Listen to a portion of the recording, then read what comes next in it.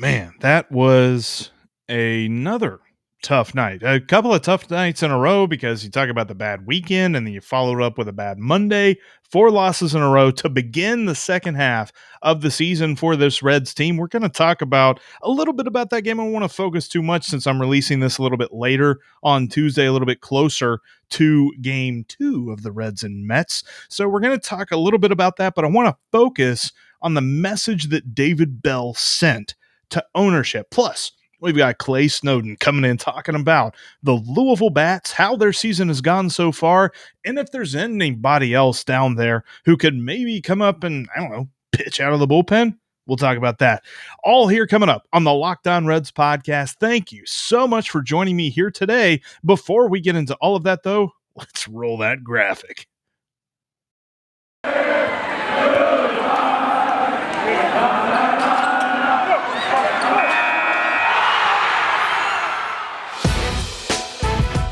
It's the Locked On Podcast Network, your team every day.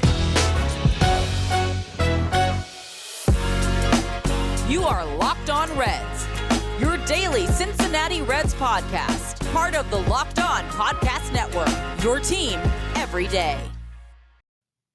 What's going on, everybody? Welcome in here to the Locked On Reds podcast. I'm your host, Jeff Carr. Thank you so much for joining me here today on another recap of a loss and kind of looking at where the Reds are going, what all they need to do. It's been a frustrating couple of days here at the Locked On Reds podcast. Hopefully we've got wins coming here in the future because this Reds team needs to win more than they lose. Before we get into all that, though, I wanted to let you know you can subscribe to the podcast right here on the YouTube channel. You can also follow me on the podcasting app that you're currently listening to. Follow me on Twitter at Jeff Carr with 3 Fs, and follow the show at Locked On Reds, and save the Locked On Reds line number into your phone for comments, questions, reactions, whatever you've got. 513-549-0159. Also, something that I neglected to mention yesterday, but I wanted to let you know about today, coming up less than a week from today, next Monday, the 26th, at Fretboard Brewery, my favorite brewery around town here. Me and Stephen Offenbaker, that's great English. Stephen Offenbaker and myself will also be joined by Mo Egger. We're going to do a live podcast that Monday night from Fretboard Brewery in Blue Ash. You can check him out, and you can come watch and talk, and we'll have questions. We'll have trivia questions for you to answer. It's going to be a great night. You're not going to miss it. That's next Monday, the 26th, at Fretboard Brewery. Myself, Stephen Offenbaker from the Reds Alert podcast, we'll kind of have like a crossover episode, and we'll be joined by Mo Egger. All right. I wanted to get that out of the way because it's something I forgot to announce yesterday. But let's talk about Monday. That was the Mondayest of Monday games that ever Mondayed. That was bad baseball. In fact, the Reds really benefited from a lot of great luck in the first couple of innings. They were handed pretty much 7 runs in the first 2 innings. What are we doing? The fact that you get that many runs in the first 2 innings and you don't win is super frustrating. And it was a night of bad pitching by the Reds. Unfortunately, Goody was awful. That was a bad night for him. He really couldn't do anything in the strike zone. If he left anything in the zone, it got hammered. There was a lot of hard contact by the Mets. Obviously, when you have 7 home runs on a game, that is just phenomenally bad by Reds pitching. But we're talking about a record for, I think it tied a record for the most home runs at Great American Ballpark in a single game. And that is saying something when you look back on the pitching staffs from like 2016, 17, and 18, and you've got the 2021 pitching staff tying that record. So that was rough to see. The bullpen yet again blew up, though I understood the way that David Bell used it. We're going to talk about that here in just a moment, though. And the lineup, great night for them. Jonathan India still showing his quality as a leadoff hitter, absolutely on fire. His season on base above 400. As a leadoff hitter, it's around 430. He gets hit by another pitch. He leads the league in that. He absolutely just loves getting on base. I think he falls out of bed and gets on first. That's about how his day goes. That's how good he is at getting on base. And then Tyler Naquin with a great 5-hit performance and some really clutch hits. Tyler Stevenson is funny too. If you look at that stat line, not a great day for him, but he reached on a couple of errors that the Reds scored on. Looking at Luis Guillorme for the Mets, filling in for Francisco Lindor. If you didn't see that video, the highlight of that, we can't play it here on the podcast, but you need to go check that out. He bobbles a ground ball, an easy double play ball, and as he's bobbling it, for some reason, he thinks that the best course of action would be to try and bat it, to try and smack it to the third baseman to get an out. It looked absolutely horrendous. And but the Reds benefited from it. So, hey, what do we care? It's just they could not hold on to that lead. From the fourth inning on, the Reds were outscored 12-3. Just bad night at the ballpark for the pitching staff of the Reds. And it's just mostly attributed to that bullpen. Here's the thing, though, because a lot of people were doing the whole, well, blame David Bell. That was a poorly ran game by the bullpen standards. And don't get me wrong, later on in the game, he made some weird decisions of, not putting in Castellanos in the 10th inning whenever you had Shogo up the bat and Joey Votto on third. And they could have pinch hit Castellanos and maybe hit the game-winning RBI there. But they leave Shogo up the bat. Shogo doesn't do anything. And then they bring Nick Castellanos into field in the 11th. That didn't make any sense. It was a little bit weird. But the bullpen, I understood, and this is why. He was sending a message to leadership. He was sending a message to ownership of the Reds. I need help. I've been managing with this bullpen that is just a cobbled together garage sale items, like things that you do not bring home to mom and dad. These are the things that we're talking about here. That's what this bullpen has been cobbled together this offseason.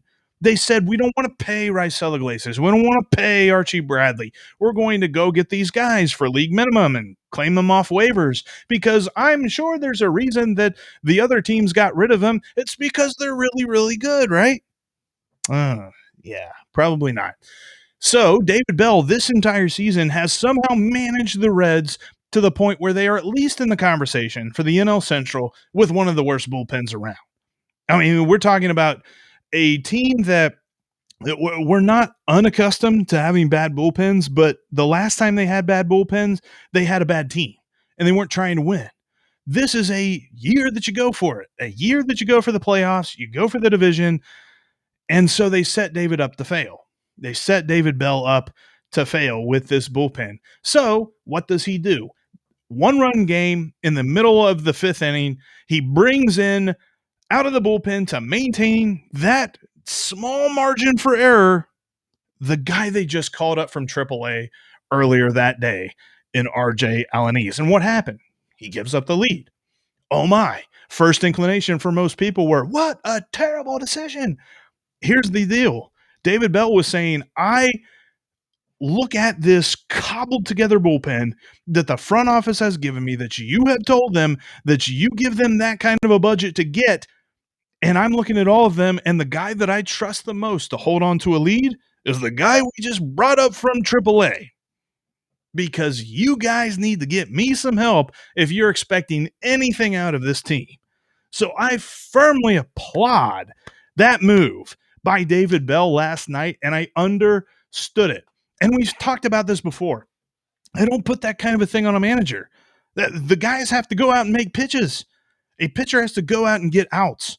The manager doesn't do that. The manager calls on the guy that he thinks he can do it. He's been trying that ever since the All-Star break happened. And what happened? The bullpen gave up like 24 runs to the Brewers. Way, way, way too much. And here we are setting now 4 straight losses. The Reds are only a game ahead of the St. Louis Cardinals now in second place. And they are 7.5 games behind the Brewers. Things look bleak, but things are attainable if leadership agrees to go get them. And I wrote this down, and this is something that we're going to pretty much start off every segment because I understand that every time I tell you, hey, the lineup's good, your first thought is, but the bullpen's terrible. or I say, oh, hey, Luis Castillo's back, and you're like, but the bullpen is terrible. So, disclaimer, I'm going to read for you because it was a lot.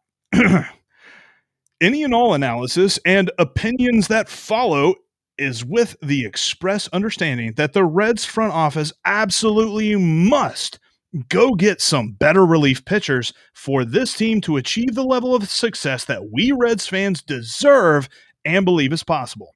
No positive points of view are derelictions of understanding this one point, and no reactions should assume I am unaware of this blatantly obvious fact. There is no more glaring need on any team in any sport than the bullpen for the 2021 Reds. And the front office has to do something now. You cannot wait for the trade deadline. It seems like they've been doing that. You can't wait any longer. If you want the Reds to be in the playoffs, you got to do something now, front office. All right, we're going to move on now. We're going to talk about the Louisville Bats. We're going to talk about how their season has gone, and I'm going to ask Clay Snowden if he believes that there's any sort of reinforcements that could possibly be coming up from Louisville. And no, I'm not talking about Ciano Perez. We're going to get to that here in just a minute. Before we do, though, I want to let you know that the next time you need a part for your car, go over to rockauto.com. They've got all the parts that your car will ever need, and they have reliably low prices no matter your level of expertise. Whether you are a professional mechanic or if you're just an amateur Joe that's trying to replace a taillight, you can find the reliably same low price that everybody else gets at rockauto.com. There's no price tiers, there's no markups or anything like that.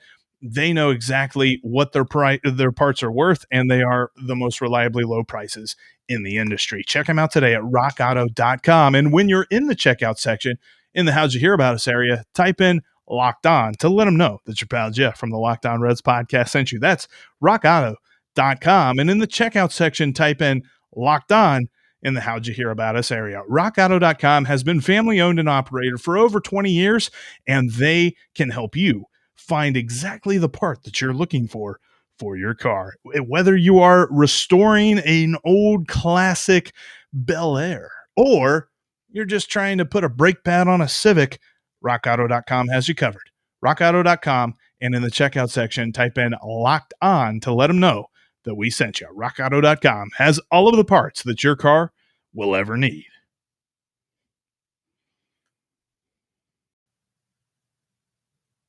All right, for this next segment, maybe segment or two, we'll see exactly how much we got going on here because I know we have a lot to catch up on. Finally getting our AAA update in because I'm so planned out and really have everything together so well. I did the minor league updates for the Reds, and that was all in 1 week except for AAA. We're doing it this week because that makes all the sense in the world, right? Well, hey, it's my podcast, whatever. We're going to talk about the Louisville Bats today with Clay Snowden. He is always up on all things Louisville Bats, so we're going to welcome him in right now. Clay, how's it going, man? Hey, Jeff. Good to have you on today. We're going to talk about these Bats because they definitely got interesting over the last couple of weeks with a few call-ups. You got Hunter Green and guys like that. So where do the Bats sit currently right now in their season? Yeah, so the Bats have not been a very good team this year. And when they first got started, they had a lot of veterans that were just – I mean, it was amazing how bad they all ended up being. Nicky Delmonico, who you may remember from spring training, Cuthbert. I mean, they just had numerous guys and a lot of guys who have been brought up in the bullpen now. And Dwight Smith as well. All those guys are out. They brought in some new guys, including Malik Smith, an outfielder who some people may know his name, speed plus defense type guy who's adding some depth. He just cannot get the bat going. But right now, I think the Bats are playing a little bit better. They may not be winning as many games or anything, but they've had a few prospects. As we all know, Chattanooga was stacked in the beginning of the year. Well, a few of those guys have made their way up to Louisville.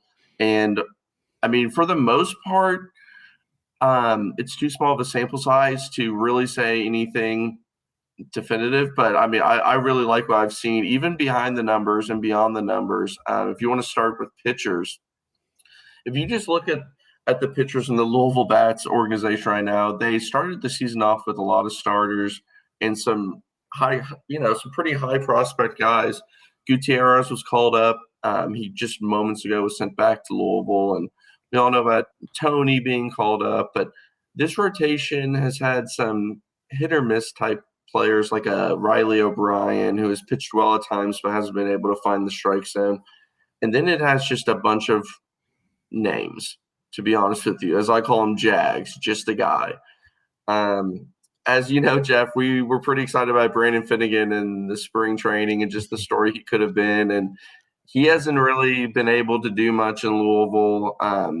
Carson Fulmer, these are the type of guys that have just kind of, Cianel Perez, Jose De Leon types that are falling out of favor. So the prospects have come in and they've pitched pretty well.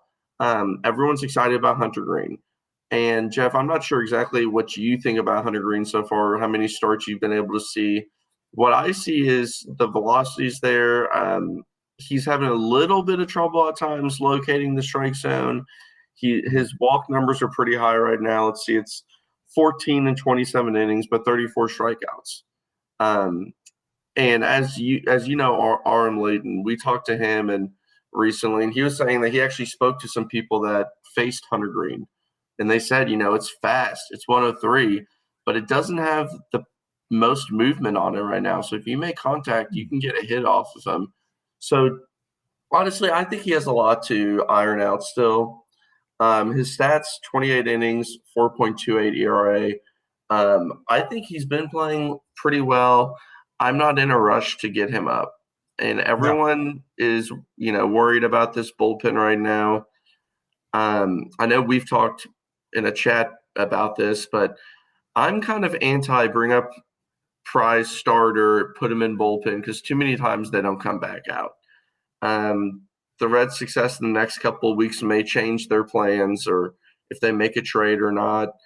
But in the perfect world of Hunter Green, I would like to see him develop the entire year in AAA, honestly. And I know that's really hard to say, and that's probably, a lot of people have a different opinion there. But I want him to get more innings. He's still so young, and the last thing I want to do is start calling up players when it's too early. He still has plenty to work on. Well, and I think a lot of the noise too surrounding Hunter Green just comes from people who see the 103, the 104, see how fast he can throw, and they're like, well, put him in the bullpen right now. He's got to be better than what we have. The problem with that thinking is you also have his own ego and his own psyche when it comes to baseball to consider. I know that he's definitely more mature than I have ever been and probably ever will be. So yes, he's definitely smarter than me, but I also don't want him to come up and just get blasted by a bunch of homers, giving up walks, not really dominating the way that we know he can, because the expectations for him are through the roof. Like I've said this before, I look at Hunter Green and I see the chance to have like multiple Cy Youngs in his future. Dude is talented. He is smart. He's got a great athletic build. He is not, got some herky jerky motion, nice mechanics, the kind of things that you look at for a pitcher who can pitch for a long time in this league from the starting rotation. So if they bring him up and there's anything that damages that, then I think that that's a terrible decision to make. And I'm with you. I believe that the Reds prioritized a environment of comfort for him, but also an environment of comfortable progression for him here in this 2021 season. And I don't think that they should mess with that just based on the fact of, well, maybe he can come up and give the bullpen 10 or 12 really, really good innings, because the upside of that is not worth the possible downside in my mind. So I totally agree with you. I think that unless it is a given, which unless Nick Kroll and David Bell and Derek Johnson have like crystal balls and they can tell the future, they're not going to be able to know this. But unless it's a given that he comes up and just dominates, I want to see him work on his stuff in AAA. Like you mentioned, that walk rate, I mean, what is the number one complaint we've had about the Reds bullpen this year? Exactly. Too many walks. And if we're going to bring up Hunter Green and he's just going to fall right into that mold of giving up walks, then that's not going to be good for him. And in the long run, that's not going to be good for the Reds. So I really want them to treat him with kid gloves. What has so we've definitely seen plenty of veterans really phase out. The guys whose names we heard at the beginning of the offseason, like who is Chesler Cuthbert? Who is Nicky Delmonico? Even though he sounds, like a mobster or something.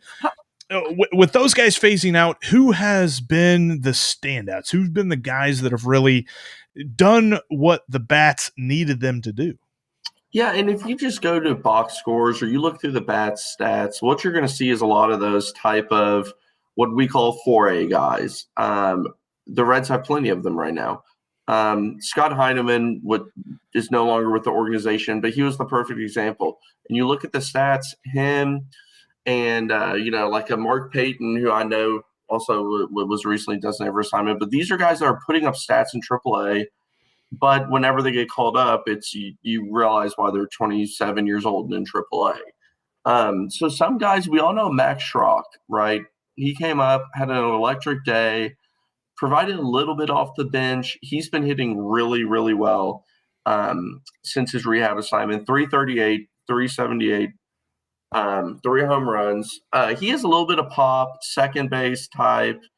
Other than that, we all know Alejo Lopez. He's back in AAA now. He's a guy I could see kind of bouncing up and down depending on injuries and things like that. But, I mean, he has plenty of time to – he got a little bit of a taste, but he didn't get much playing time. You might as well just – at this point, just send him down if that's what the Reds want to do to get an extra arm or something. Of course, Jose Barrero, formerly Jose Garcia, is probably who everyone wants to hear about. He has been very good. Same situation with Hunter Green. And I know a lot of people say, call him up. These guys can improve the team right now. Well, I want to say what's more important, them developing for the future. If you want them to help right now in a 2-month span, why not trade your 8 or 9 overall prospect and go out and acquire a guy who could fill in that need, and then you don't ruin the future of your top 3 guys, right?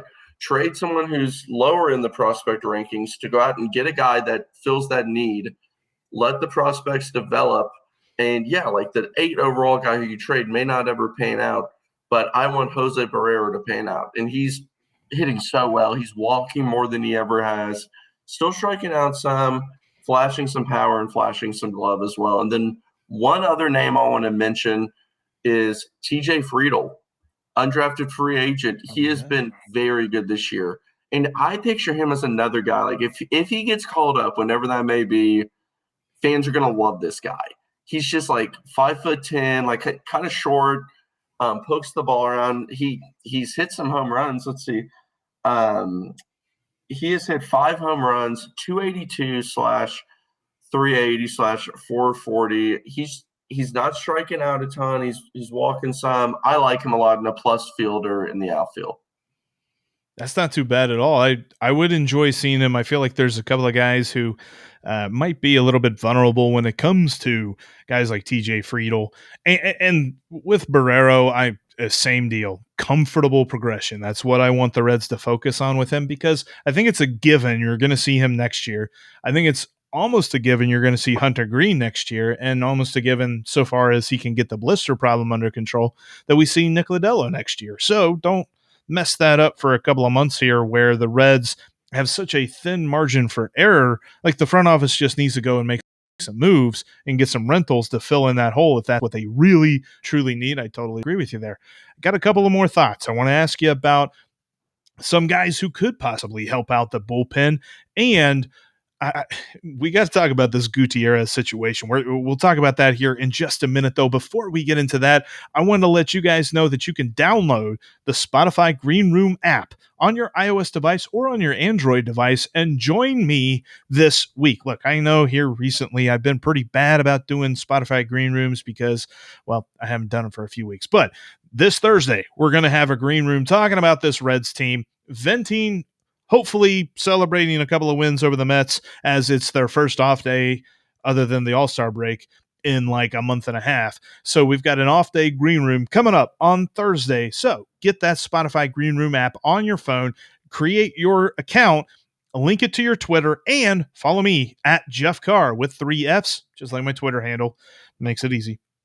And you can get notified when I go live. You can also talk with other podcasters, media types. You've got some athletes on there, a bunch of fans talking about all of the big news in sports, whether it's Major League Baseball or the NBA, the NHL, the NFL coming up. Spotify Green Room, as I always like to say, it's the conference call you want to be on because they're talking about sports. Check out the Spotify Green Room app today on all of your devices and join the new way of talking sports.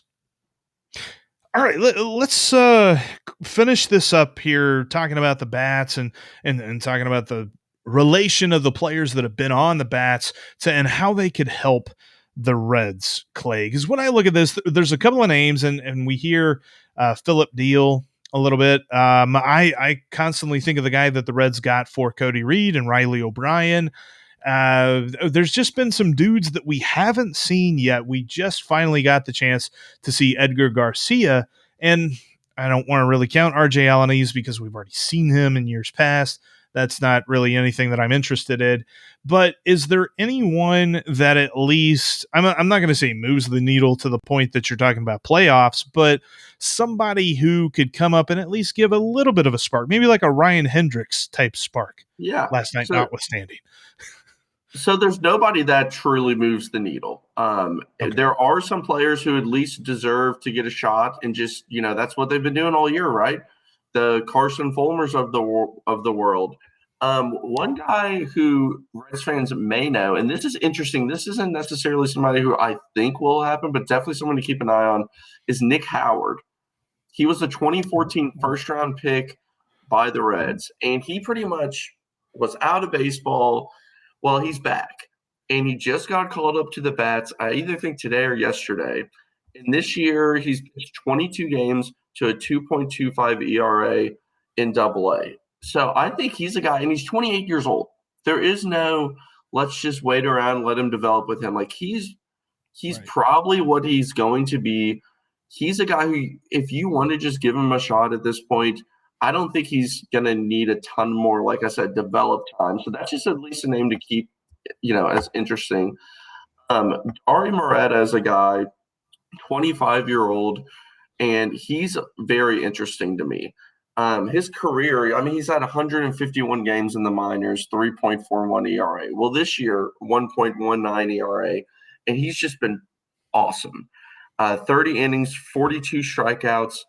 He's a guy, another one of those, I always look at age whenever you get up around this point. If you're 21, I'm okay, well, maybe he needs some more time. When you get up towards that 24, 25, 26, 27 range, you think, okay, it's not ridiculous to think that he could, start to get a shot, especially when you have 229 innings pitched in your minor league career. Now, you mentioned Philip Deal. That's a lefty. And he fits into that 4A category, Jeff, for me. He's one of those guys you get excited because you haven't seen him really.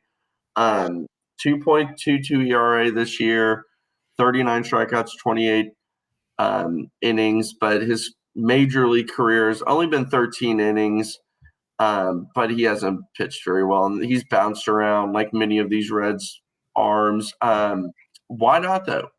Seriously, the guy's earned a shot. Yeah. And if you're going to move people, you have to to me, it's like, okay, is he worse than some of these arms that they've thrown out? And I find it hard to believe that he could be worse than some of them. And then the last name I'll leave you on, and this is fun, but also like, I don't really, it's not that serious, but Tim Adelman. Tim Adelman, as everybody remembers, former Red, is back with the Louisville Bats. He really hasn't pitched much. Only 14 innings, 12 games, but a 2.57 ERA, 12 strikeouts. He's just a fun guy to remember. But seriously, I don't know why they brought him back and why he pitches so little. He'll just randomly come into a game, then take a week, 10 days off. But and as much of a joke as this is about Tim Adelman, really, it just shows you how little help there is in AAA. And honestly, how little help there is at the, almost, I'm doing air quotes for those on the podcast, almost ready MLB people. This farm system is not ready to start filling in for, players who may fall out of the Reds. And that's the scary part. And that's where, when you look at the trade market, you look for those type of trades where you acquire maybe a guy to play for the Reds right now, but maybe in a package deal, you also bring back some closer to ready type talent. Right now, the Bats roster has players who they thought would be there. Alfredo Rodriguez, people like that, around that, Brantley, Bell, and stuff. Like, these guys are, I don't see it really. Alfredo's been better than he has been in the past, but still, I just don't think that he's a MLB player. I think it's funny, and maybe this is a little bit of a preview for one of the trivia questions at Fretboard next Monday, but we could remember, is it 2016 or 2017 that Tim Adelman led the Reds in innings pitched? I think it was 2017. I can tell you, it is 2017. It's such a random thing, because then, like, the next year he goes off and pitches in Korea. That was how crazy those pitching staffs were for the Reds during those years, and we're seeing bullpen numbers that are comparable. It is a thing. But man, we're getting close to time here, but I do want to touch on this because it literally just happened as we were getting ready to talk today about these Bats. The Bats got Vladimir Gutierrez back. The Reds have sent him down and called up Ashton Goudeau, which there's a little bit of me that says, okay, well, they used everybody in the bullpen last night, so maybe they just needed somebody. But then again, why is it Ashton Goudeau? Because I think we know what Ashton Goudeau is, and it's not that good. But do we see Gutierrez back after the minimum stay in AAA? Because, yeah, he had a bad game this last outing, but overall he's pitched pretty decently. Yeah, I would say he's back. And if you listen to some other baseball podcasts, they've kind of touched on him a little bit. Rates and Barrels is one that kind of touched on him in the beginning, then actually mentioned him, I think today or yesterday, just about like his outside numbers aren't nearly as good. I know that you touched on that, I think yesterday or maybe Friday's episode. I think that he's the type, though, that can develop in the MLB, and I think he's at the point he needs to be in the MLB. I don't want to see Jeff Hoffman taking innings from him, or I guess, if I want pretty much that last starter spot, I want either Tony Santillan to be in there or Vlad. I don't want to see any of these other cast-offs trying to recreate career-type players getting starts, because honestly, it's time for those guys to step up and fill in.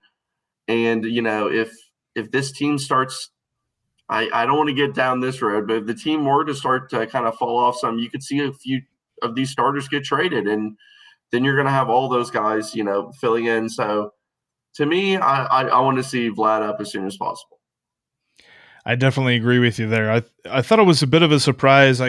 You can kind of explain it as to getting an extra bullpen arm, but I definitely agree with you that he should be at pretty much, maybe not for his next start, because I think he's got to be down for 10 days, but maybe for the start after that. Jeff Hoffman maybe does get one more. I was thinking that tonight was going to be like pitch once and you're done type thing for Jeff Hoffman, but it looks like it might be at least one more time. Clay, man, I appreciate you coming on. How can people follow you on Twitter? Yeah, so I'm at Clay_Reds, and I'll be doing some writing. This is my third season with Locked On doing the writing side of it. So I should have an article coming out in about a week or so. It's funny how time flies, but yeah, you can definitely follow Clay. He's got a lot of great stuff when it comes to the Bats. He has been all over Dowry Moretta. I'm looking forward to hopefully seeing him later on this season. And Nick Howard, man, that's a name, a blast from the past, a easy, like, put him on a bust list for the Reds because he's never even made it to the majors.